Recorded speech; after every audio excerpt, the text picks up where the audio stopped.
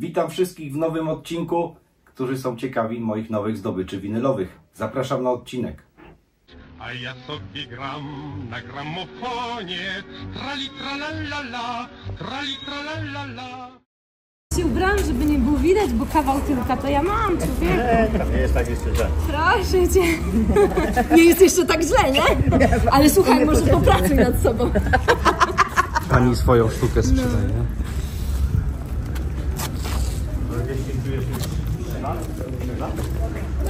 Dobry. Coś mi to dzisiaj wygląda oprócz targu Staroci na jakąś delikatną wyprzedaż garażową. Więc tym bardziej warto czegoś poszukać. Pewno nie śmietniki.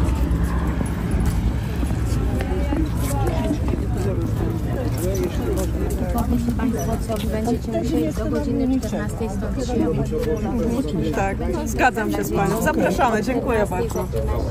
Kasiu już handluje z płytami, zaraz go odwiedzę. Kręgle z PRL-u. Ja też to przeżyłam, bo na tym pobliżu, to oni się wszyscy nie takie miasta pewnie są. Ja mówię, kurde, przecież to jest Warszawa, nie? On cześć, kurde. No zobacz.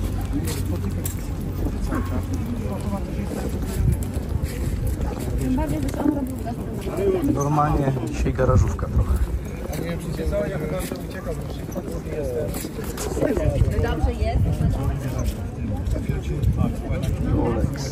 Rolex.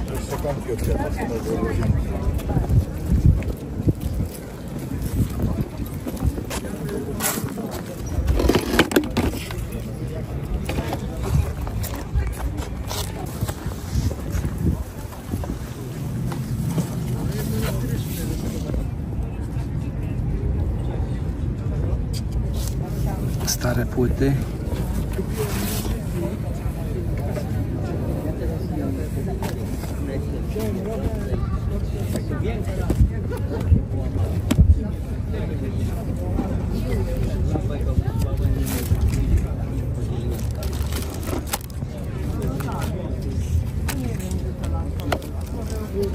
Idę dalej. Zdecydowanie idę dalej szukać czegoś. Kasety.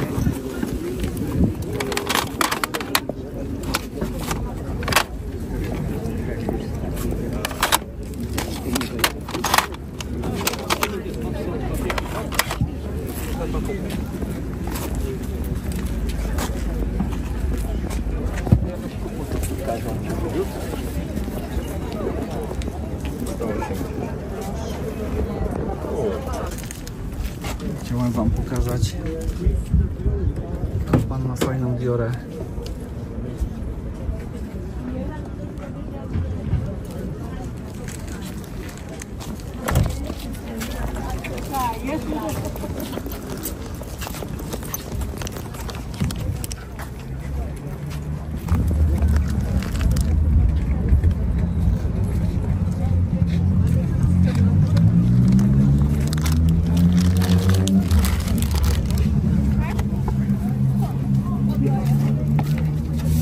Tu są wszelaki.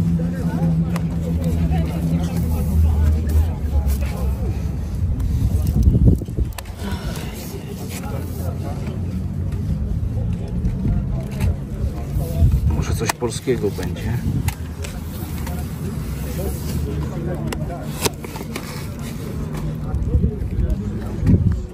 Raczej nie. Fajny albumik, zobaczcie sami.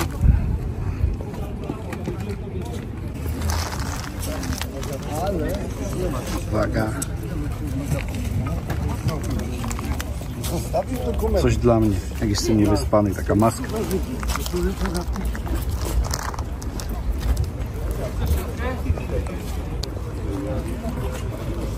Zobaczcie. 2009 rok Campari. No, może Pan obejrzeć, tylko trzeba te pudło wziąć, bo Spoko. podjeba.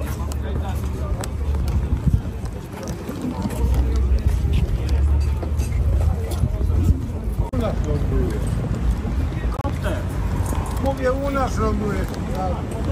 Mydło, powidło. Nie wiem, czy jest sens jeszcze coś nagrywać. Powiem wam szczerze, dlatego że wyjątkowo sporo fajnych płyt trafiłem dziś.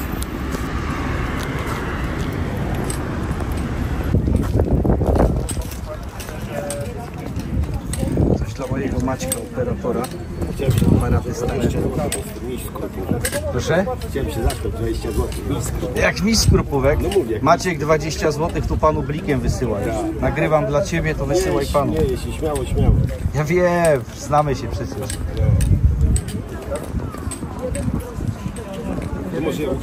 Coś się ze mnie znajomy śmiał. Zobaczcie, Tu wiatraczki zaklejam. To kurda, na pomocy zimowej. ale tu jest Danzig, nie? Jeszcze Gdańsk. Tak. I Prusy Wschodnie. Tak, widziałem to obok, no. Ładne rzeczy. Bardzo fajne. No i też pan ma ceramikę, ale wiatraczki zakryte. Dla potrzeb filmu mogę odsłonić. YouTube nie lubi wiatraczków. A, no tak, zapomniałem, że to głupota. No tak, YouTube nie lubi wiatraczków, bo to Jeden jest niby baran przy- promowanie, a jeden ktoś baran. zgłosi i... Jeden baran sobie przygłasz. Dotarłem jeszcze do znajomego Wiktora, ma fajne, na ładnych wydaniach Elvisy i nie tylko. Dobra, ja tutaj obok i zaraz podejdę.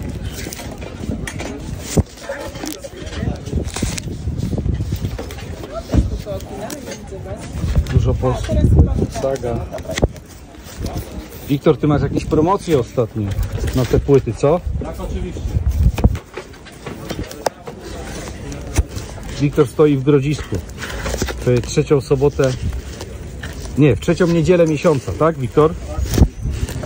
Więc jak kogoś coś zainteresuje, to wbijajcie do Grodziska Mazowieckiego, szukajcie Wiktora. Ma tego sporo.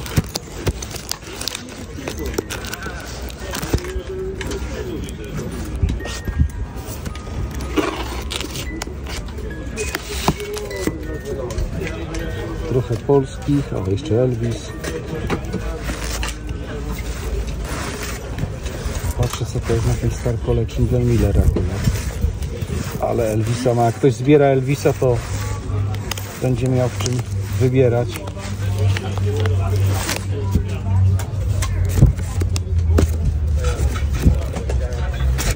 Wszędzie Elvis.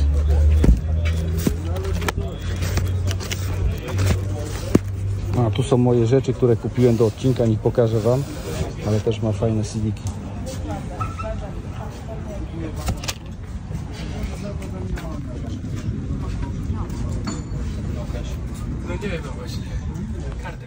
Dziś mam dla was sporo płyt, ale zanim je pokażę, to kto nie subskrybuje, niech subskrybuje, komentujcie.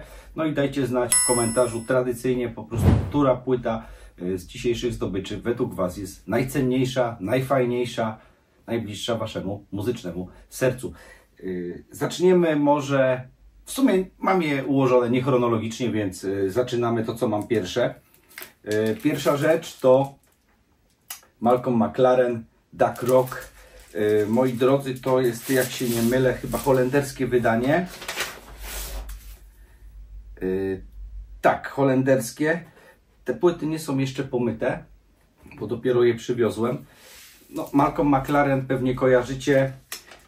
Słynny, legendarny menadżer The Sex Pistols. I później też fajną taką płytę nagrał, którą ja uwielbiam. Paris Country de Neuf. Uwielbiam ten album. No ale tutaj to jest połączenie takich rytmów afrykańskich, breakdance'owych. Czegoś nowego, co się wówczas rodziło w muzyce. Zresztą McLaren nie bał się eksperymentować. Może nie był jakimś genialnym muzykiem, chyba lepiej mu szło jako menadżerowi. No ale tutaj też paru fajnych gości było. Między innymi Afrika Bamantata, jak się nie mylę. No cóż, to jak widzicie, nie widzicie. Za tą płytę zapłaciłem całe 50 zł i to była, uwaga, najdroższa płyta, jaką kupiłem podczas tego wyjazdu, więc oj, będzie się działo. Cenę za pozostałe płyty podam na końcu odcinka, ale zaczynamy od pierwszej. Wydawnictwo płytowe Paul Jazz. Chyba to jest okładka zastępcza, jak się nie mylę. Jeśli się mylę, no to poproszę o informację w komentarzu, no bo wszystkiego też nie wiem. I tutaj na tej płycie, ona nie ma koperty wewnętrznej, ale płyta do umycia, stan naprawdę niezły, no widać tu jeszcze takie brudki, które wymagają no, kąpieli w ultradźwięku co najmniej. I jest to Stan Kenton. Tak, Stan Kenton, Paul Jazz. No i taka ciekawostka, jeśli chodzi tutaj o label, to edycja specjalna, egzemplarz promocyjny. Zaraz to zobaczycie na zbliżeniu.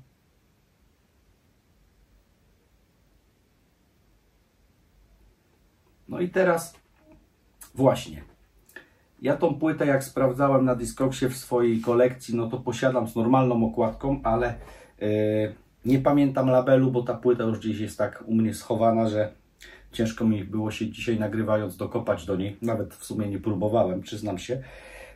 Ale z tego co pamiętam, na pewno nie miała takiej informacji na labelu. Więc wydaje mi się, że to jest egzemplarz po prostu przeznaczony dla dziennikarzy. Być może, tak? No nie wiem. Takie są moje przypuszczenia. Już ją schowam. I zaraz pokazuję kolejne płyty. No tutaj udało mi się kupić w idealnym, po prostu stanie, idealnym Obywatela GC, Cena strachu. No płyta fantastyczna, zresztą o tej płycie też już dużo powiedziano. Polskie nagrania oczywiście, no stan po prostu jakby nigdy była nie grana. Dlatego się na nią zdecydowałem. Ja posiadam tą płytę w swojej kolekcji. Ona jest na półce u mojej córki, bo moja córka bardzo lubi właśnie Grzegorza Ciechowskiego, Obywatela GC i Republikę. Ale po prostu za tą kwotę, którą oczywiście podam na końcu i w tym stanie, no to ciężko mi było tej płyty nie brać ze sobą. Tym bardziej, że nie pamiętałem, w jakim stanie jest ta płyta, którą już posiadamy. Wydaje mi się, że na pewno jest ciut w gorszym stanie, więc tutaj jest lepsza. Jazzik. T-Break. Też polskie nagrania muza. No płyta też w fantastycznym stanie. Do umycia, ale zero rysek, no nic, po prostu nic. Tak jakby ktoś to po prostu, nie wiem, trzymał gdzieś, kurczę, w jakimś mieszkaniu i przyniósł teraz na targ staroci. No i w takim stanie po prostu te płyty trafiły do mnie. Kolejna płyta, też jazz. Dzisiaj taki, kurczę, dobry strzał by z jazzem. Polish Jazz 1946-56, część druga. I to jest Golden Era of the Melomani Group. Moi drodzy, no tutaj Andrzej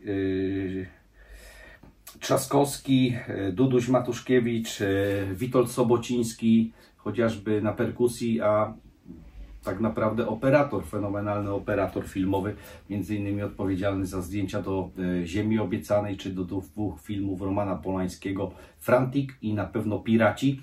Zresztą o piratach, o tej produkcji czytałem chyba nawet 2 książki. Kiedyś wielkim fanem byłem tego filmu. Ja wiem, że ten film no, nie jest wybitny, jeśli chodzi o Polańskiego.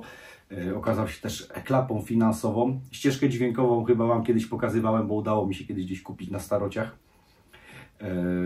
na winylu. No ale zdjęcia cudowne. Fantastyczne wspomnienia chyba Eugeniusza Prewezencjewa czytałem i chyba Władysława Komara, jak się nie mylę. No cóż. I co jest tutaj niebywałego? Moi drodzy, ta płyta jest jeszcze oryginalnie w folii. Pozwolę sobie Wam zademonstrować, że nie wylatuje. Więc ile lat to przeleżało w folii, no to jest, kurczę, niebywałe. Więc lubię takie miejsca, te targi staroci, lubię te garażówki teraz, jakieś jarmarki. No można tam jeszcze, jak się ma szczęście, coś fajnego znaleźć, ale korzystając z okazji, no to chciałem pozdrowić mojego imiennika Radka Widza, którego spotkałem właśnie na targu staroci w Skierniewicach, bo stamtąd przywiozłem te płyty. A i pozdrawiam syna, imienia nie pamiętam, ale Mariana pozdrawiam, bo Marian się ostatnio wzruszył, jak go pozdrowiłem i apeluję do Was, kochani widzowie, piszcie w komentarzach, żeby Marian otworzył swoją skarbnicę, bo on ma taką ilość płyt gdzieś ukrytą, że warto po prostu je od niego odkupić, albo nawet to nagrać, co on posiada, bo gdzieś tam po prostu mu się uzbierało, a on tego nie słucha, więc lepiej jak to nas trafi, niż u niego będzie gniło, albo się krzywiło na przykład gdzieś tam, więc piszcie. Marian, teraz to już Cię dociśniemy, żeby jeszcze w te wakacje odwiedzić Twój składzik tajemniczy. Tutaj mi się też trafił zespół Test, grupa Test z Wojciechem Gąsowskim i oczywiście, moi drodzy, z Darkiem Kozakiewiczem na gitarze. Ja tą płytę posiadam w takim stanie VG z małym plusem, a tutaj no, tą płytę ciężko trafić już w dobrym stanie, no bo to jest świetna płyta, a jak są świetne płyty, to ich się słuchało, a tutaj, proszę bardzo, do mycia oczywiście, ale fantastyczny stan, więc też po prostu nawet się nie zastanawiałem, tylko po prostu dołożyłem do tego pakietu płyt, które właśnie kupiłem. To jest fajna rzecz. Awangardowa rzecz. Orkiestra 8 dnia. Jan Kaczmarek, muzyka na koniec. To jest chyba muzyka, jak się nie mylę, do spektaklu Teatru 8 dnia z Poznania. I ciekawostka. Ta płyta jest w wydaniu Savitora, jak się nie mylę, z 1984 roku, ale ta płyta została nagrana 2 lata wcześniej, jak się nie mylę też, jak dobrze pamiętam, w Chicago, bo wówczas tam przebywał Kaczmarek, pan Jan Kaczmarek, już świętej pamięci. Ona się na zachodzie się ukazała z inną okładką, oczywiście tytuł jest anglojęzyczny. Co jest ciekawego w tej płycie? No, jest to trudna płyta, bo jest to muzyka awangardowa, dość taka eksperymentalna. Ja chyba 1 lub 2 płyty pana Kaczmarka właśnie z tego okresu tworzenia dla Teatru 8 dnia posiadam. I teraz też taka analogia trochę mi się kojarzy w przypadku pana Kaczmarka, też ze świętej pamięci już mistrzem maestro Ennio Morricone, że trochę muzycznie drogę mieli podobną, ponieważ pan Morricone i pan Kaczmarek są laureatami Oscara za muzykę do filmu, a zaczynali też od awangardy. No, akurat w przypadku pana Kaczmarka no, to jest właśnie Orkiestra 8 dnia, a Ennio Morricone zaczynał w takiej, wówczas się wydawało, awangardowej grupie The Group, chyba jak się nie mylę, jak dobrze pamiętam, grającą krautrocka z takim chyba free jazzem, więc to analogia trochę tak mi się skojarzyło, że tak wyszło. Nie wiem. Jak się mylę, to mnie poprawcie albo zhejtujcie, bo lubicie to robić też czasami, więc dawajcie znać. Kolejna rzecz. Michał Urbaniak, też seria Polish Jazz 36, Adam Makowicz, Czesław Bartkowski, Wojciech Karolak, Urszula Dudziak. Płyta też w świetnym stanie. Co tu dużo mówić. Seria Polish Jazz jest poszukiwana. Wiem, że niektórzy z Was nie lubią jazzu. Niektórzy się do niego nie mogą przekonać. Mi też nie wszystko siedzi w tym jazzie, ale to, co jest bliskie gdzieś mojemu muzycznemu sercu z tej serii Polish Jazz, no to staram się kompletować. Myślę, że nie mam w planach skompletowania całej tej serii. Wiem, że są takie osoby. Gratuluję, bo to też jest fajna kolekcja, żeby mieć wszystkie te numery. Ja tylko na razie decyduję się na to, co lubię posłuchać i do czego lubię wrócić. Ciężko jest z tym Polish Jazzem generalnie, bo ceny na rynku wtórnym są dość duże, no i chyba, żeby kupić w dobrej cenie ten Polish Jazz, to tylko pozostaje po prostu takie szperanie po szpargałach. No i kolejna rzecz z Polish Jazzu, 48, Extra Ball Birthday. No i tutaj też, kurde, Sendecki, Śmietana, no fajne rzeczy po prostu, bardzo fajne rzeczy.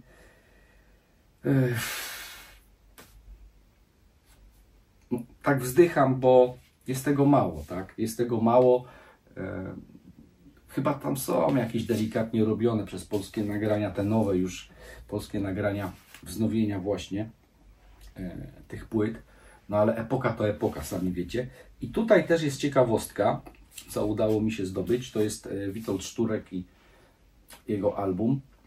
Fantastyczny kontrabasista, mistrz kontrabasu. Chociażby nagrywał, grał ze Stańko czy z panem Namysłowskim. To też wydawnictwo Pol Jazzu, z Pol Jazzu, ale to już nie jest z tej serii Polish Jazz, tylko Pol Jazz to wydał, jak widzę. Pierwszy raz to gdzieś widziałem na starociach, no i po prostu zabrałem. Moi drodzy, i teraz zaskoczenie.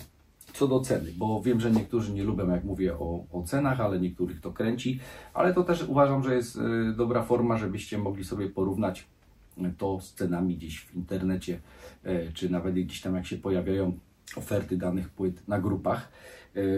To tak jak wspominałem, Malcolm McLaren to była najdroższa płyta, jaką kupiłem. Ona mnie kosztowała 50 zł, a wszystkie te płyty polskie, łącznie właśnie z tym Obywatelem GC, moi drodzy, zapłaciłem po 30 zł od sztuki, więc uważam, że to był chyba jeden z lepszych w tym sezonie wyjazdów. Chyba już kiedyś mówię, że też miałem dobry, czy taki świetny, ale ten uważam, że jeśli chodzi o polską muzykę, to był jeden z lepszych. A na koniec mam dla Was niespodziankę, ale to też subskrybujcie, komentujcie. A, koszulka już jest od Marka, ojciec chrzestny. Miała trafić do córki, córka mi oddała, mówi nie, tobie tam bardziej będzie pasowała. I teraz kilka dni temu rozmawiałem telefonicznie z Pawłem z Winylowego Przewodnika kanału. Kto nie subskrybuje, to niech subskrybuje jego kanał. Pozdrawiam Cię, Paweł. I nasza rozmowa telefoniczna dotyczyła singli, że właśnie ceny singli zaczynają szaleć. W internecie, na rynku wtórnym coraz bardziej są poszukiwane single z polską muzyką. No i Paweł wymieniał mi kilka właśnie takich tytułów, singli zespołów, na które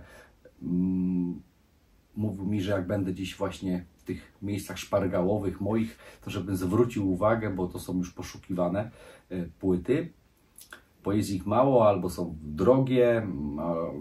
No, wiecie sami, o co chodzi w tym wszystkim. No i Paweł, dzwoń do mnie częściej, bo jedną z tych płyt, które mi ostatnio wymieniałeś, żebym zwrócił na nią uwagę, teraz trafiłem. I tu jest zaskoczenie. Moi drodzy, trafiłem wydanie ton presowe Desertera z utworem chociażby Spytaj Milicjanta. Pierwszy raz spotkałem Desertera na targu Staroci, no więc się w ogóle nie zastanawiałem, żeby go ze sobą zabrać. On mnie kosztował chyba 5 zł, więc w ogóle kwota abstrakcyjna. Tym bardziej, że single są coraz bardziej poszukiwane. Myślę, że jeszcze nie na tyle jak 12 czy 10, ale też zaczyna za chwilę i będzie brakować. Moi drodzy, to by było na tyle w tym odcinku. To już chyba wszystko, to już jest koniec, więc pozdrawiam Was serdecznie i do zobaczenia w kolejnych odcinkach. Jak kogoś zapomniałem pozdrowić, to piszcie w komentarzach, kogo spotkałem na targu, bo sporo Was spotkałem. A tymczasem cześć.